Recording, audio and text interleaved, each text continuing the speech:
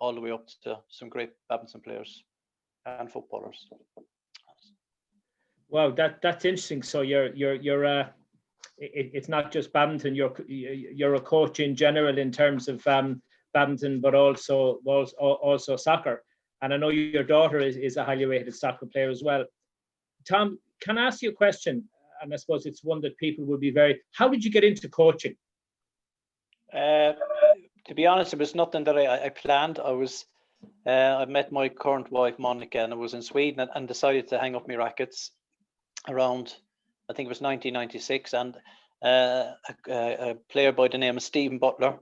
And Steve was a brilliant international for England for many years. And he had gotten a job as a national coach in America. And like out of the blue, I didn't know Steve that well, to be honest with you. I just knew him from maybe seeing him at tournaments, but nobody I knew really personally. But he rang me actually in the apartment in Gothenburg and asked me if I'd be his assistant in America. And the long story short, I took the job, and that's how I got started. So it's really thanks to Steve Butler that I started my coaching.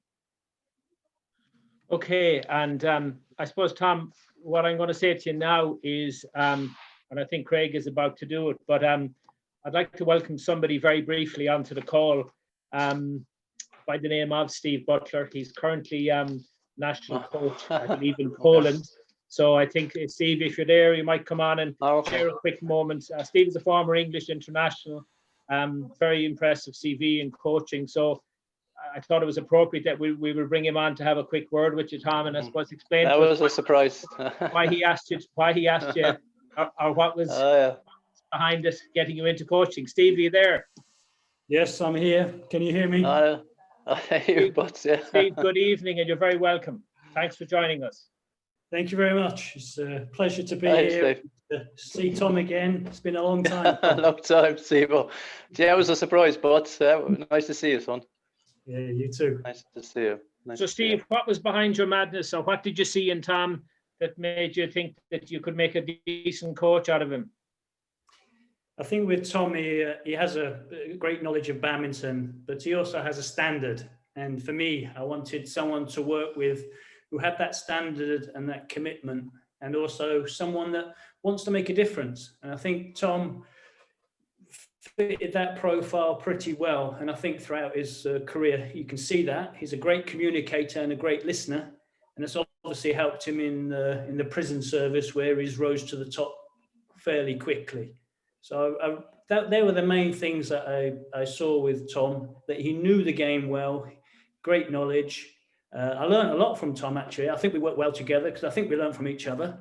But that's what I saw. And that's why I wanted Tom, because I wanted someone there who kind of fitted in with my profile as well. That someone who was tough but fair, but wanted to create this sort of standard. And you can create winners if you have a standard. And the other thing that Tom has, he has great purpose to his coaching.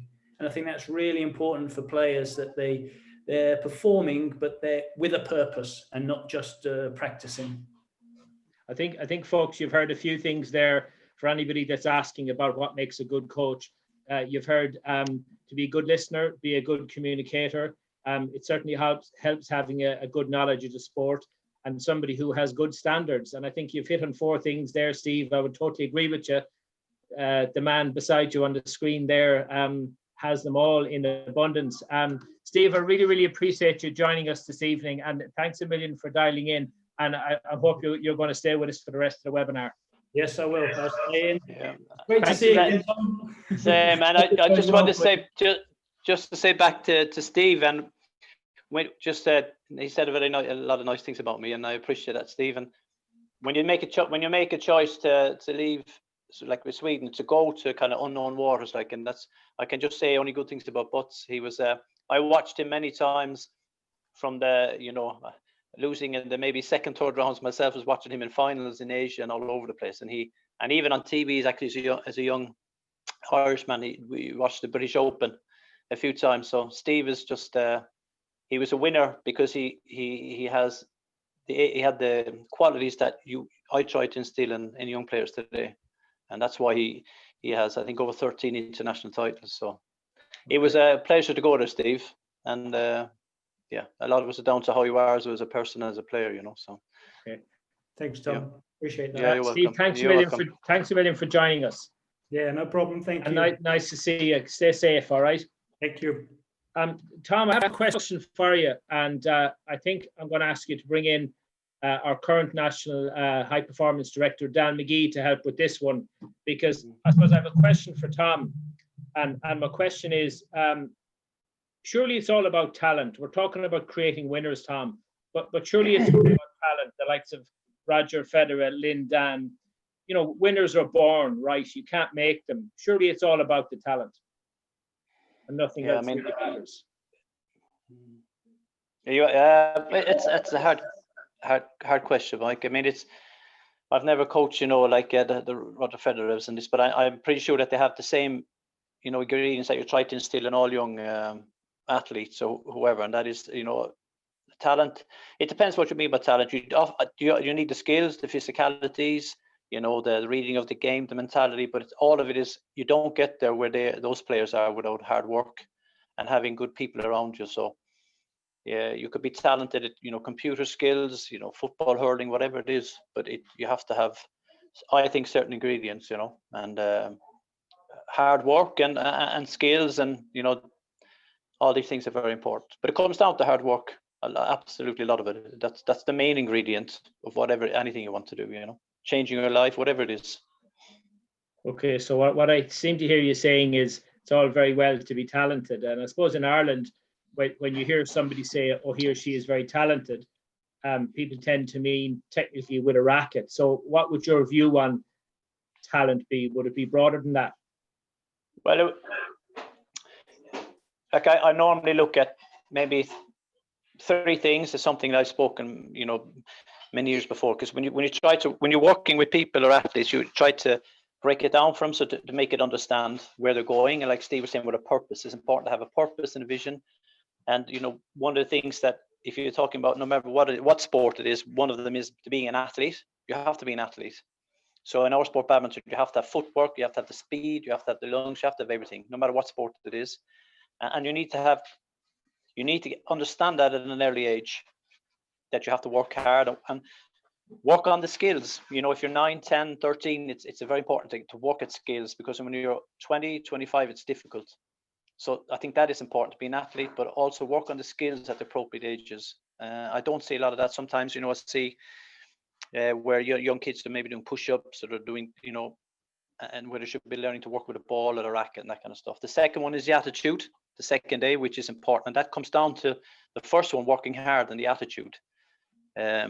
Roy Keane speaks about in his book. He takes, you know, took the advice that he got from his first coaches in Cork and brought it abroad to England, and kept it at Manchester United. So attitude is important. That is difficult, you know, at a young age, because they're not always you understand, but it is very important. I don't mean you have shouting at the players or being tough, but being fair. I think Steve used that word, being fair with them and honest with them, and in the long term, that will help you up, because these young players will get older and they will understand. And it's the same work in the prison. If you're fair with the prisoners and you're honest with the prisoners, 9 times out of 10, they understand that and accept that. And then the third one then is application, to be able to apply your sport or your work or whatever it is. And that takes, for me, it takes confidence. But if you work hard on the first one and the second one, you have a greater chance of having the confidence. You have the confidence of having good footwork. No matter what speed of the game, you can take yourself to the shuttle. You can play the shots you need to play in the game to change the games or keep you in the game. It comes down to skills. So you have a greater chance of applying your art or whatever it is you're doing if you, I think, work on the first 2, you know.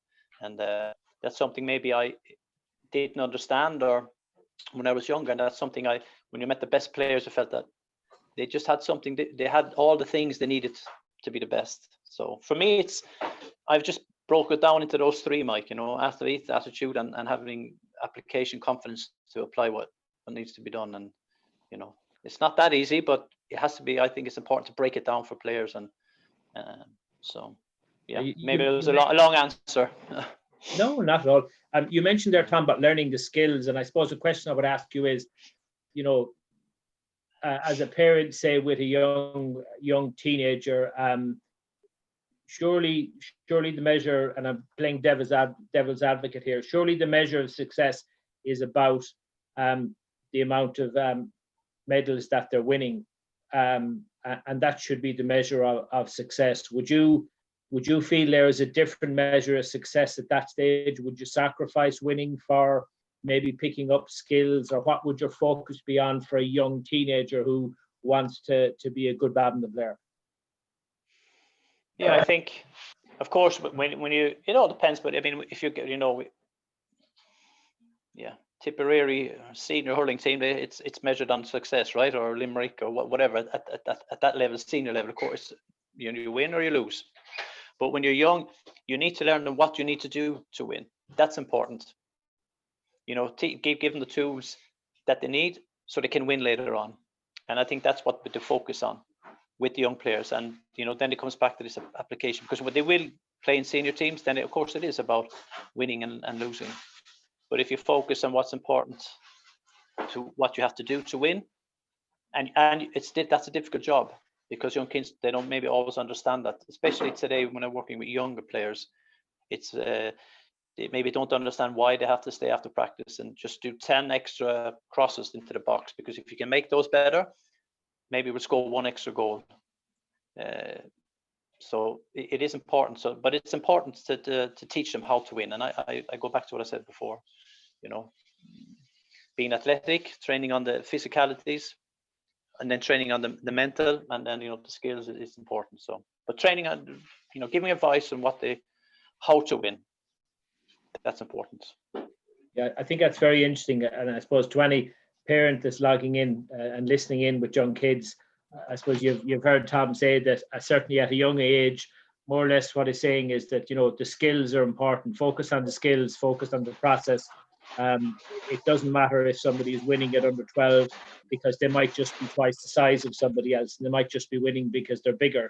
So, Tom, I suppose I hear you loud and clear talking about it's all about learning the skills. It's about, I suppose, preparing for later life, if you like. Can I ask you, aside from Steve Butler, who would be your coaching influences now? That's difficult, but Steve obviously is a big one, because he was the guy that asked me to start, and that's how I got started. I looked at him. I remember, watching him as a young player. Actually, the first time I saw him was on television, and how hard he worked. And I know when I got to know him, how hard he worked at his coaching. Even more as a player. So that was definitely one for me. Otherwise, you have these ones. Obviously, I'm a Manchester United fan, so you try to learn from people like Alex Ferguson, reading books, see how he works. John Kiley in the Limerick team, the man to bring the first All-Ireland to Limerick in many, many years. So influences everywhere, to be honest with you, Mike. Obviously, I started, Brother Dewan was a coach that had me in 2 or 3 or 4 other sports, a lot of sports when I was younger. But I have a lot of influences, to be honest with you. People at work, players. I get a lot from players as well. So, but Steve would be the main one that got me started, and then I tried to learn from different people going along the way. So obviously, you look to the ones that are coaching the best players in the world, but they don't always make the best paid coaches, if you ask me. Just because they're working with the best players in the world don't make them the best coaches. So I've learned that I look at different coaches and different, that I come across in life, that have really influenced me in good ways, and it doesn't have to be coaches. It could be, Ronan Rooney's. I met Ronan the first time he was involved in badminton in Ireland, the way he worked, and so I get a lot of from all over the place, Mike, to be honest with you. Pick up all the time, Okay. Tom, I'm going to ask you a question. Can you give us an example of maybe a player, maybe a younger player that you I won't say you created a winner from, but that you coached, and maybe people might have said that player may not have been the most talented in the world, but that may have gone on to do kind of great things. Do you have any examples of any players that might fit that category, and how you got them to that place? Or even any player that you've worked with, in terms of, I'm kind of interested in hearing about the process that you took them through to get them to the level that they got to. Yeah, it's first of all, I would never say that I helped. I got the player there, or I made the player get that. I would never say that. I would always say that it's not. It is really. I have no percentage for if it's 80% player or coach, but I have the. When I worked on the wings a lot, we used to once a month have little themes talks about different things. And one of the pictures I showed the prisoners one time was the jockey on the horse, and I was asking who wins the race? Is it the jockey with the whip or is it the horse? And it was basically saying, trying to explain that it's not the horse, it's not the jockey. It's always, according to me, it's a working relationship. And of course, you always have to go for what the player wants. I have many examples, as many of them from Ireland, as many in Sweden. And winners, I don't mean Olympic champions. I mean trying to get the best out of a player, and there's lots of them, to be honest with you. But you talked about process. For me, if you can coach a 10, working with a player for 5, 6, 7, 8, 9 years, that's to me is the process. Taking a player when they're really young and bringing them all up to an international senior standard in badminton, that to me that you've made the players into winners. And I've lots of them, to be honest with you. Through the years, I've been lucky enough to work with players for a long time. You obviously have the young McGee's from Donegal when they came to Sweden. They were young, especially Chloe. Chloe had maybe for 2 or 3 years is a great example, but there's lots of them all over the place, to be honest with you. And I'll give you one quick example. You probably wouldn't know the boy, a guy called Jürgen Olsen. He was a typical example. He came up to the club one night. He was 20 years of age, 19, 20. And he worked in a yogurt factory in Sweden. And he came up and he was quite tall. And it was a middle of a practice. And at that time, Gothenburg, this is late 90s, Sweden had just won the European team event 94, 95. So they're a fantastic player, good enough to work with some of them. And he came up and he asked me, could I join the club? And I said, who are you? And he said, well, I'm Jürgen. I said, I have no idea who you are. These are great players. If you should come back next week, bring a racket, and you can play Tuesdays and Thursdays. And I was thinking, I had no idea what level he was, but I figured if he had enough balls to come up and ask me, he knew it was a good club. It was tough, and the guy wanted. And he came up 2 nights, and I saw a couple of things in his game. He was tall. He could serve well. He had great hands, but he was really slow. He was way after. So I sat down with him and I explained to him, you need to do this, this, and this. And he said to me, okay. He worked full time. He went part time. He went working 40 hours. He went to 20 hours. Long story short, he won the French Open 4 years later, beating an upcoming Karsten Mugus and Camilla Juhl. He was 2 points from a European medal in Sweden in mixed doubles. That was I think a 4-year journey. Many times he won the Swedish national championships. And that was, to me, the part that he went part-time, and he worked extremely hard from having no physical conditioning, but he had a game in him. You could see he had certain ingredients, but didn't have the physicalities. And that to me was very not too common maybe to get a player that age. But I would say Jürgen, that's a typical example, but you can do it with many players. So that's one, that I meet him a little bit now and then when I see him, and it reminds me of 20 years of age coming up, and then 4 years later he's won. I think he won 5 or 6 international mixed titles and 2 points. Tom, we're just going to pause for a second, and I'm going to bring in our current high performance director, Dan McGee. So Dan, are you with us? Hello. Dan, how are you? Good evening. Hiya. How you guys? Hiya, Tom. Good to see you. Hi. Yeah, same, Dan. And always nice to see you, Dan. Dan, we were just chatting earlier there, and that's what I was trying to bring you in, but I didn't see you logged in. But I suppose I was asking Tom about, I was playing devil's advocate, and I was saying that, look, it's all about the talent, and the reason the best players are the best is because they're more talented than everybody else. What would your view on that be? Well, it's, the age-old argument, is it genetics or is it learned in the player? And some part of it is genetics, but a lot of it needs to be learned, and it also takes a hell of a lot of time. And one of the big things that both Tom and myself were challenged as when I was working as a coach within the system and Tom as HP director was to try and achieve a medal for Ireland at European level. And that didn't come overnight. So we had a group of players some who performed well at junior level, others who hadn't. And we had to create a system to try and bring these players through to achieve a goal that Ireland hadn't achieved before. And again, that wasn't down to Tom, or that wasn't down to myself or the coaches involved. That was down to the players having a mindset, having a structure in their training, and then going out and then delivering when the pressure was on to do that. So, for example, if you look at Chloe, who was the one who got the medal in the mixed doubles with Sam, at junior level, she hadn't performed extremely well. There was no European junior medal. Sam had achieved a European junior medal, but it was Chloe training and working hard and having a lot of disappointment along the way. And it was 26 years of age before she got her medal. And a lot of players would go through that process and get to 22, 23, 24, and maybe say, okay, that's enough. I'll never make it, or, I don't have the talent to make it, because maybe more talented players have been winning at that phase. But if you keep going and you keep doing the training, put the right things around these players, then you'll get the results. And we've shown that from the results that these guys achieved, and it wasn't at 18, 19 years of age. It was at 26, and Sam was 24 years of age. And another good example there is Scott.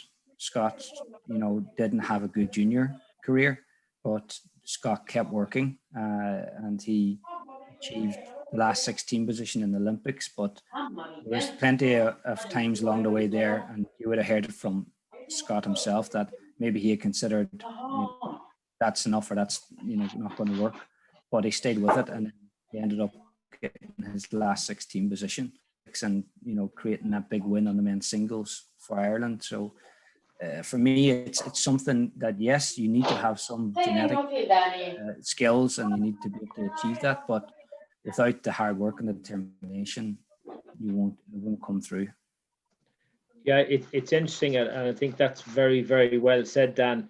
And I think probably in Ireland we talk about a lot of people where he or she was talented, but what's coming across loud and clear from what Tom has said and what you've said is that, yeah, of course it's important, but if you look at the examples you've both given, it is a process. It is about hard work. It is about disappointment, and it is something that's going to take time. And just because it doesn't happen at underage level, it certainly is it doesn't mean that it won't happen later on, and the chances are it probably will if you work hard. So I think the answer to the question is becoming a little bit clearer, is that both you guys would be of the opinion that, yes, you can actually create winners. It's not all about the talent. Yeah, I think so, yeah. And we're talking high performance, you can break it down to, like I said, Mike, to winning the local under 17 or the Cork Open, whatever it is. But if you can get these ingredients into players or people, then the things that they'll have with them for for the rest of their life, and that'll do them a lot of good. So yeah. Tom, I have a question that I want to ask, and this is to you and Dan. So it's kind of putting you guys on the spot. I heard Fernando Riva was asked this question recently on a podcast that HK Vitigas did, and the question was, do you coach men differently to women, or do you address men differently to women, or vice versa, or as a coach? You're asking me, Mike? Do you want me to answer? Yeah, you first, and Dan maybe. Yeah. Oh, well. Okay. I train them the same. I mean, I work with obviously girls in badminton and football, but I train them the same, but treat them different. I wouldn't say I treat them different, no. But I train them the same requirements, but obviously there's maybe some differences, but I wouldn't say that I treat them any different than anybody else, to be honest with you. There are some differences I've learned through the years, but it doesn't mean I treat them any different than anybody else. Treat them fairly and honestly like everybody else, men or women. But Dan, what about right or wrong? I don't know. Yeah, I agree with Tom. When we first moved the system home to Ireland, and I was set out with a role to try and help Chloe qualify for the London Olympics. What we had in training was Chloe and 4 other guys. That's how we first started the system in Ireland. and Chloe and the guys were all treated the same, and the attitude and the focus towards training was the same for both them and Chloe. And when they played each other, it wasn't male versus female. It was badminton player versus badminton player. And they're both trying to find ways of beating each other and trying to find ways to win the match. So it was never considered that, okay, I'm going out to play a girl here, I'm going to change my style. It's, I'm going out, I'm going to try and win. And I think that's maybe what has stood to Chloe in her singles career, that she has gone out there and trained against boys, and it's been no different for her as it is for the boys in training. Okay. Yeah, I think that it is becoming very clear that yes, you can create winners, and it's a process. Work, belief, dedication, and all those things are incredibly important. And as you both said earlier, it may not be something that would happen overnight, but with a good attitude, a good focus, good training, it absolutely will. I think at this stage, just one question I want to ask before I'll turn it over to maybe Craig to throw out a few questions, because there are questions coming in there. Tom, how important is parental support to young athletes? I would say it's more important than coach support. That's my opinion. I think to drive home in the car from the football trainings, the badminton, the hockey, whatever, that drive home, and depending what the parent is saying, if he or she's blaming the coach or talking negative about the system or negative about the players, I think so. It's probably parent education is probably just as important as player education or coach education. And I don't mean that because it's a problem, absolutely not. But it is huge. I mean, for me, it's my parents supported me in whatever I did. I was stupid enough to drop out of school, which I won't let my kids to do, because I love sports so much. But they have supported, always supported me, and I always had the easiest, all the money in the world to do everything what you wanted, So, but it is important, again, with good advice, and that the parent is supporting the player and supporting the coaches, So, but it's huge, Mike. It's probably more and more important than people think. Okay. I'm just going to jump in there because I believe Dan McGee has a couple of kids that need to be put to bed. So, Dan, I really appreciate you joining us tonight, and as always, enjoy hearing your opinions and your views on not only anything to do with badminton, but especially coaching. So, Dan, listen, thanks for joining us. Thanks a million, and great to see you, Tom. All the best, Dan. Cheers. Yeah, all the best, son. Take it easy, Dan. Craig, Bye-bye. do you want to go in and have a look at some of the questions there and maybe you might throw out a few of the questions? Yeah, so I've got lots of questions in. It's great to have such great engagement from everyone that's here this evening. We've over 55 people here this evening, so that's a really, really great turnout. So thanks for everyone for joining. So I'll just start with some of the questions that came in earliest, I guess, is the best way to do this, because there's quite a few to go through. So this one's really for Tommy. So Tom, who would you consider your best mentor from a playing and coaching perspective, either or both, and why, or / gains? And that's from Leslie Dewart. Thanks, Les, for that. Who is my best mentor? Oh, that's a hard one. Like, to be honest with you, a mentor, I wouldn't say I've had a mentor, to be honest. That's a different, like, to be honest, what I would say Steve is, I worked so closely with Steve for a year, to be honest with you. And he's the one that got started me off. So he did influence me. He kind of, like, I was already, he talked about standards. I mean, Steve was a different level than I was. He was a much better player. But I would say Steve, because we worked quite closely, because he kind of, I knew that I was on the right track, the way I was thinking, if he was on the same track as me. So I think Steve, players, I've worked with so many great players, to be honest with you, I can't just pick out one. But a mentor, I've kind of had to find my own kind of way, my own coaching style, and I would recommend that as well. Like, I would recommend people to, don't try to follow Alex Ferguson or whoever it is you want to follow. Just try to find your own way, but be smart and listen in. But I would say, to be honest with you, Steve, because he's the first one that took me in, and we worked quite close for the year, and he influenced me a lot, to be honest with you. His preparation, the way he prepared for trainings and stuff. So That's what I would Okay. say. Thanks for that question, Les. And slightly different one now, Tom. It's more on kind of technical badminton. What skills are important for badminton players aged between 8 and 12? That's from Brian Crofton. Brian, okay. I would definitely first say footwork.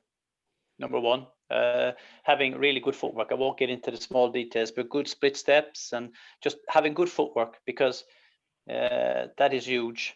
You know, having 8, 10, 11 years, I wouldn't have them out maybe running too much, but definitely having enough footwork sessions, because it's just like in football, you know, you have to have feet, you have to be able to run. So footwork is important. What you need, I did it, you know, with some of the top players in Sweden. We used to do it an hour before they come to morning training. You know, I had just had 4 or 5 cones, you know, moving the shuttles to different cones, but working on footwork.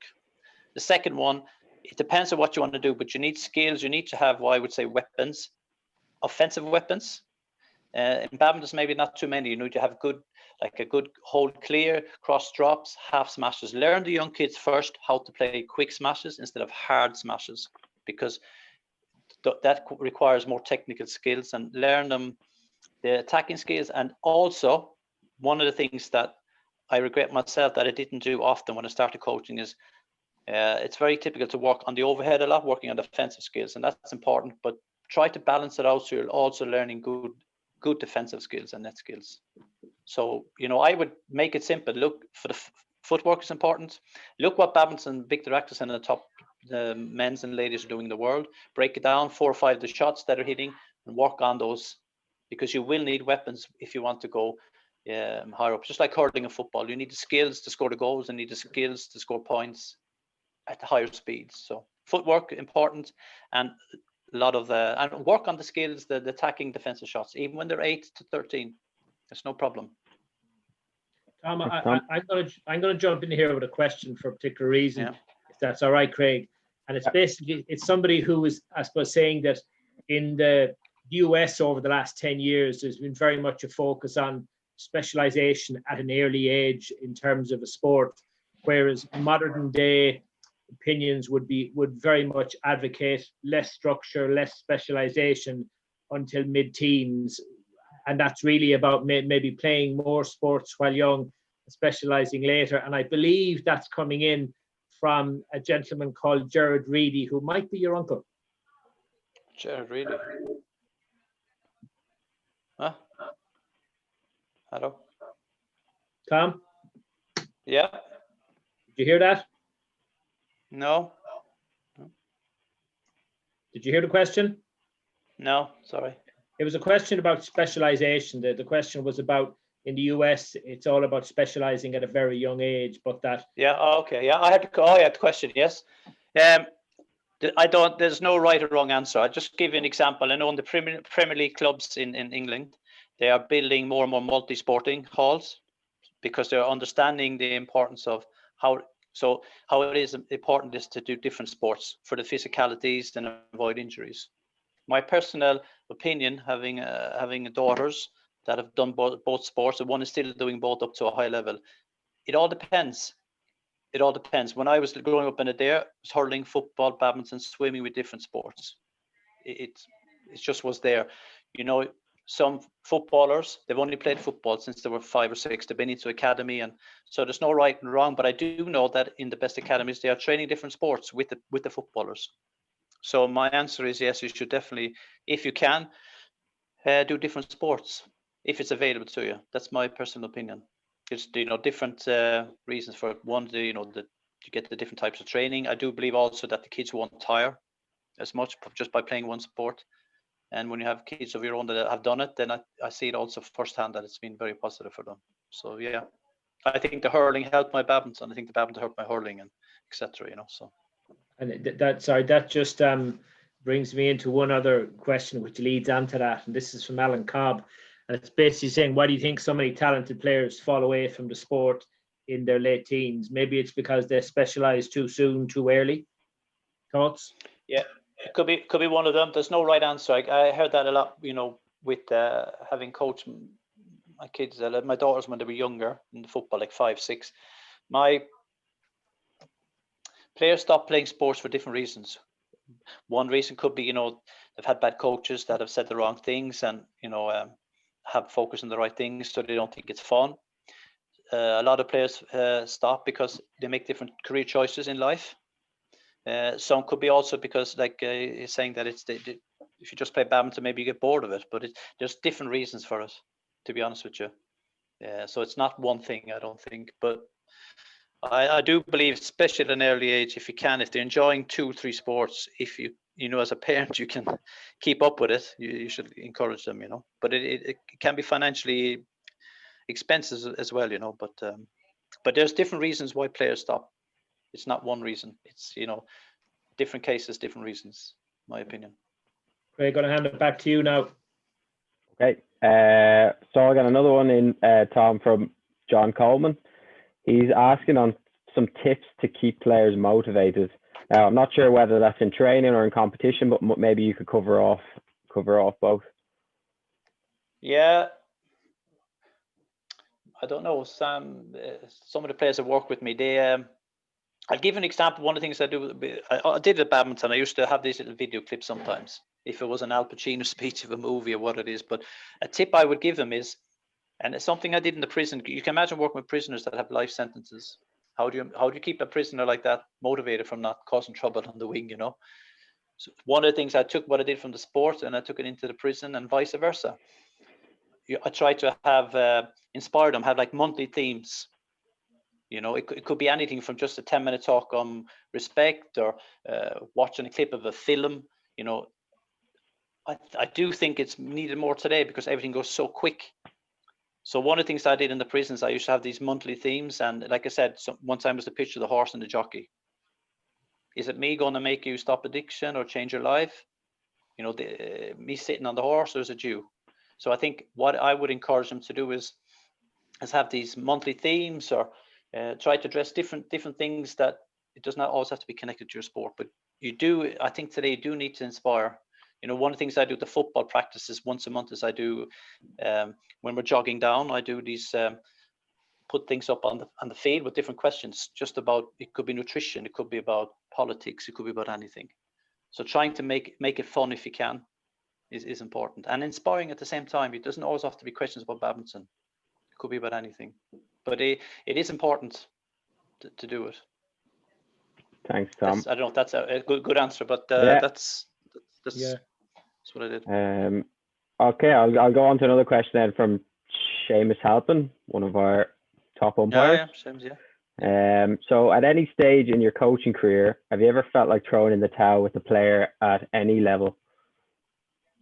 That's a good question. Yeah, I have, yeah.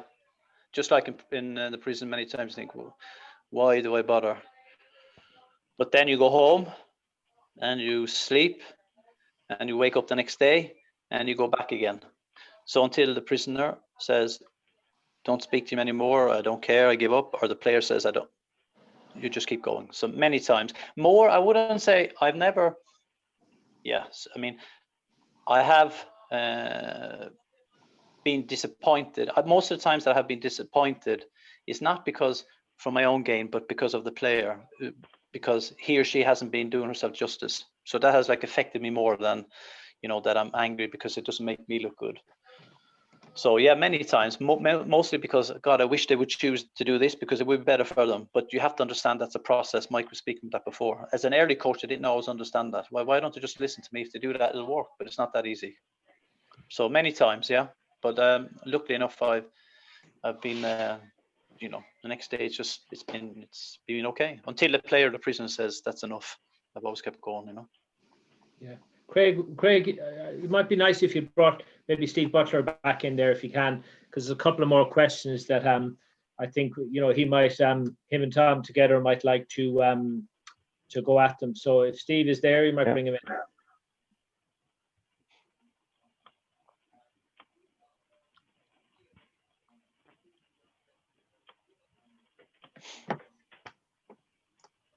Do we have him? Steve, you there?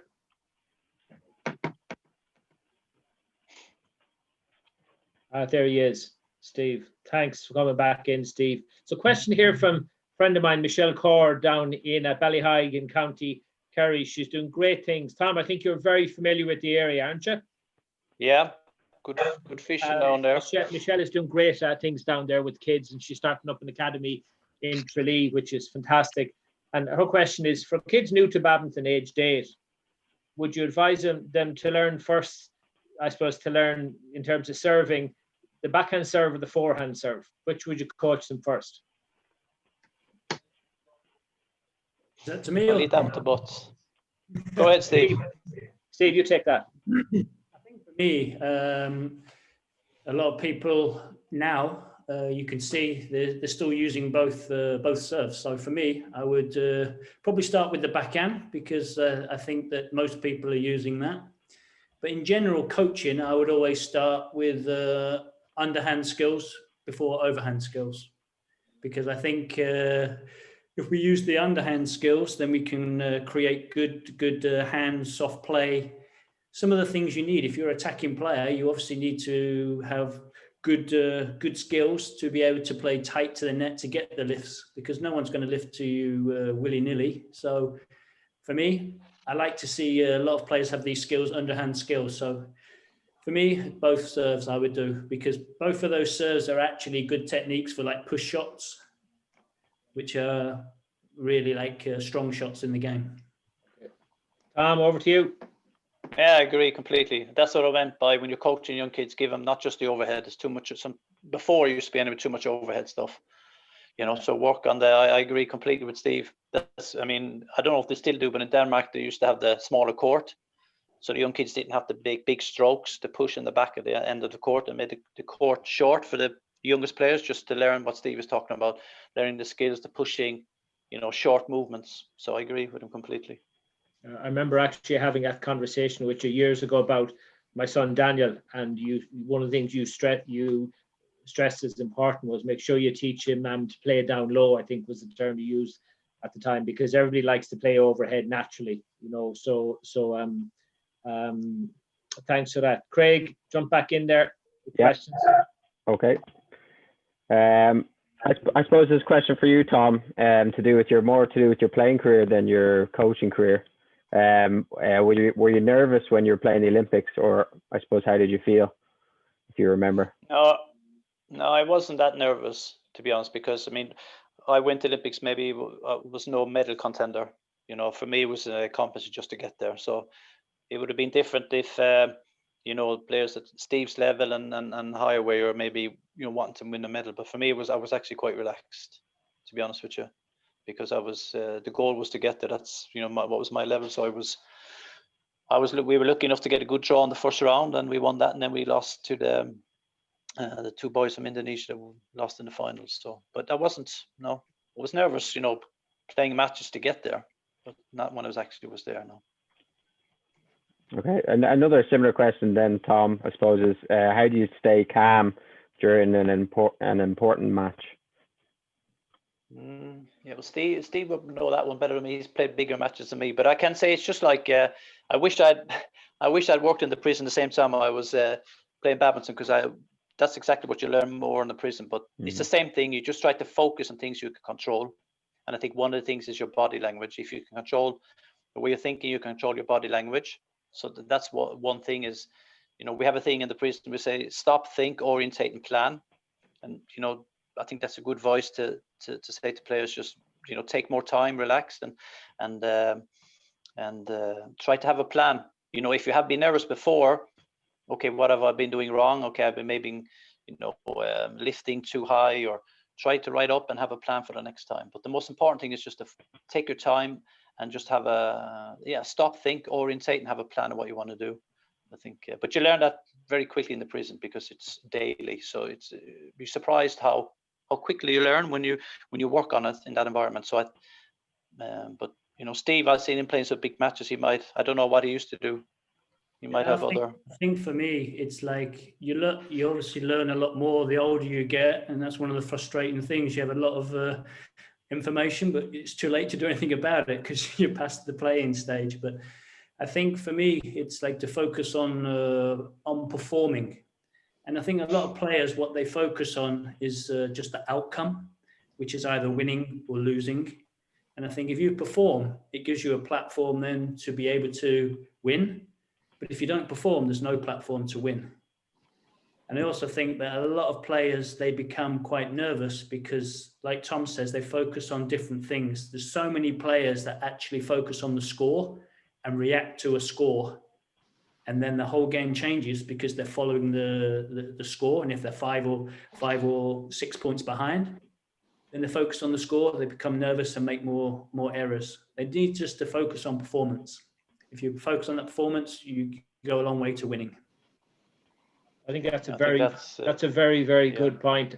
I mean, I've chatted to some rugby coaches for Munster and Leinster, and they will talk about the plan. The plan is not to win. The plan is to win so many of the lineouts, to steal so many of theirs, you know, to make so many passes. And if you get all of those, well, then the result is you'll actually win. Whereas they would say if winning is in your head at all times, the chances are you may end up battling it because you're focusing on the wrong things. So I think, Steve, what you've said there is absolutely bang on. It really is.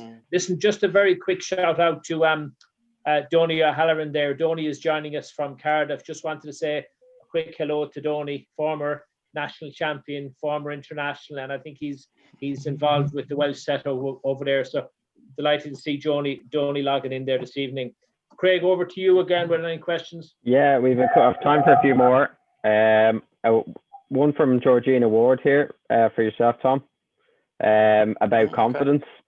So anything in particular you would advise to help athletes in believing in themselves? Interesting one for you. Yeah, that's not an easy one. I think I go back to what I started with. The Steve was talking about the platform to perform. I think I spoke about the athlete attitude. Keep working on those things. That's important. That will help you. You're going to go down, you know, the sort of goalkeeper.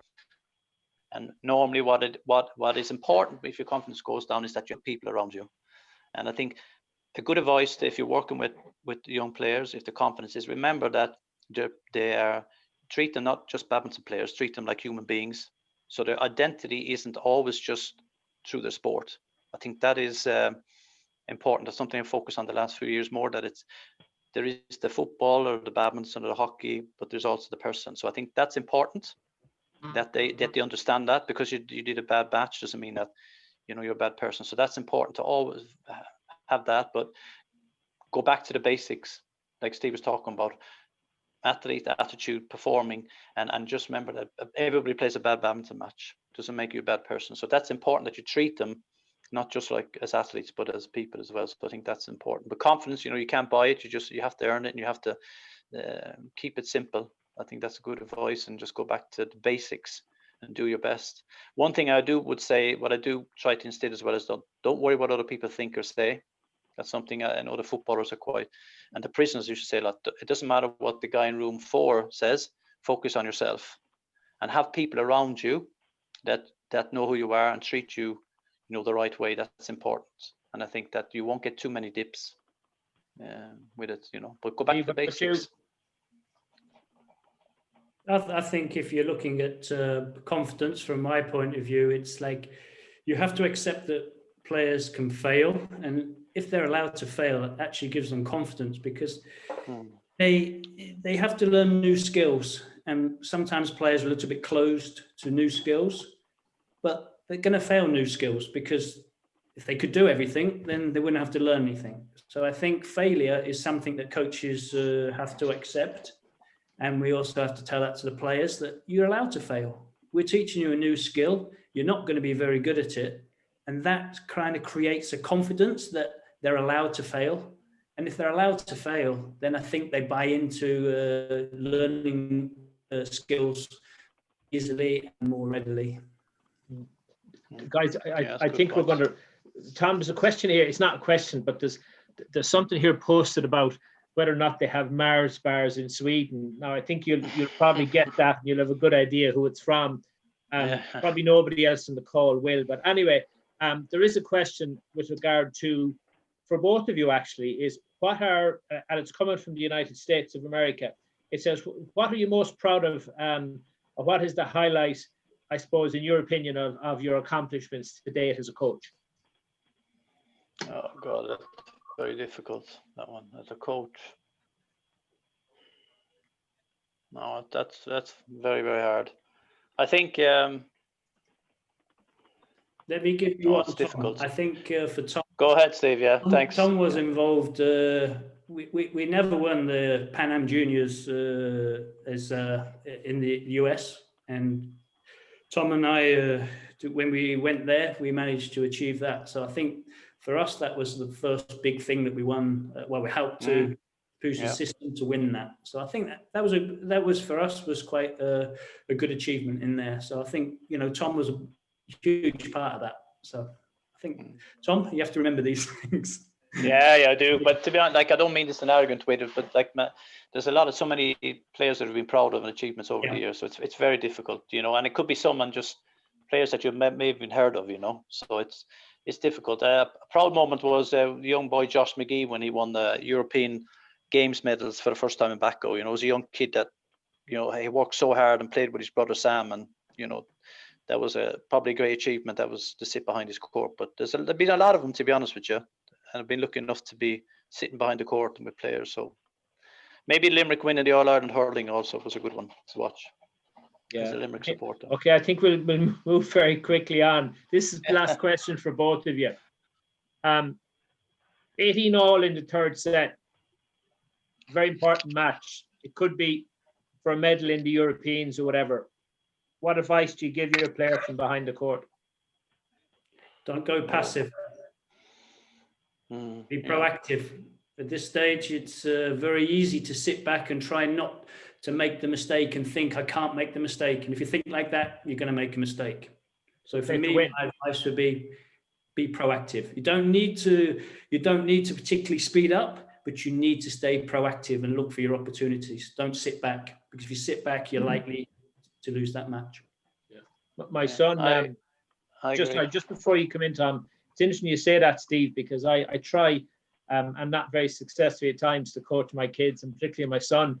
Sometimes he listens, sometimes he doesn't.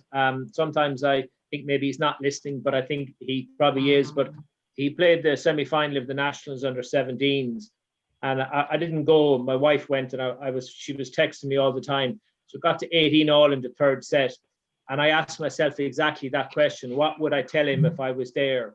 And what I would have said to him, and what I've always kind of taught him, was play to win. Don't come off the court and have regrets. At least say, well, I went for it. It didn't happen. And at least say, well, look, I'd rather that than have chickened out, if you like.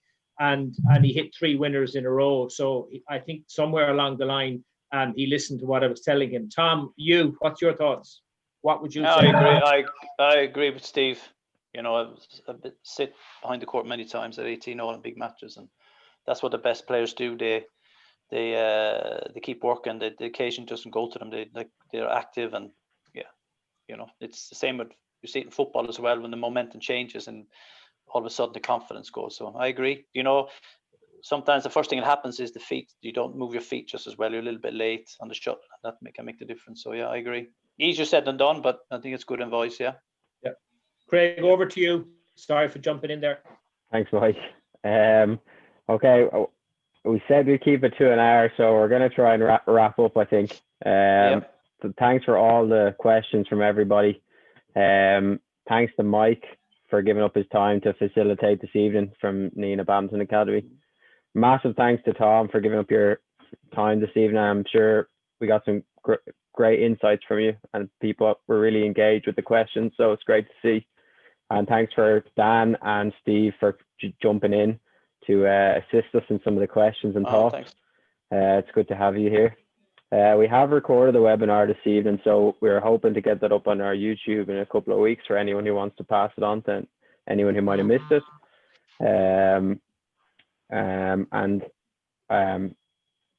That's all really from me. Any last words from you, Mike, and then we'll wrap up. Yeah, well, look, I suppose it's a webinar I've wanted to do for a long time. I did one recently with Sonia McGinn about her Olympic journey, and I said to my brother Connor, who's actually on the call tonight, and his was a question about the Mars Bar, Tom, by the way. But I said to him, who could I do a webinar with next? And he said, well, there's really only one. And I said, who? And he said, well, you've got to interview Tom Reidy. So I'd like to thank my brother Connor for being the inspiration behind doing this. But I've known Tom since Tom has been 12. I've played with him. I've played against him. I was going to say I've beaten him probably very, very rarely. I've probably been on the receiving end far more than the other end with Tom. But I followed his playing career and was certainly his coaching career down through the years. And it's fantastic to see what he's achieved. And, you know, to some degree, he's not involved with badminton anymore, but it's fantastic to see that he's still using his coaching skills, you know, certainly in soccer with his daughters, but also in his line of work as well. Steve, thanks a million. I mean, I've watched you for many years as well. I think I watched you in Moscow in 1990. I'm going to guess that you beat Andrei Andropov maybe at some stage, if my memory serves me correct. So thank you so much. I know you and Tom go back a long, long way, and that's why I wanted you to come in tonight. I wish you the very best, continued success in Poland, and thank you very much for joining us tonight. Craig, over to you. Yeah, just the last few things before we wrap up. We've got, for all of you guys trapped at home, unable to play badminton and train and coach and all these things, we will have another upcoming technique badminton webinar, which we had great attendance at the last time. I see Andy Stewart from Wales is on the call here this evening. So myself and Andy will be taking that. So that'll probably be next month. So it'll be on the next level of the technique badminton program, which is the yellow level. So we're looking forward to that. And we also have some upcoming technique badminton content for you, which I can't tell you too much about, but it's going to be, we're super excited for it. And it's hopefully going to be ready for the new season. So again, thanks to all the guys for joining us, and stay safe, everybody. And we'll see you for the next webinar. Yeah, thanks a million, guys. Everybody stay safe out there. I hope you enjoyed the webinar as much as I did. Steve, Tommy, Craig, thanks a million. God bless. Thanks.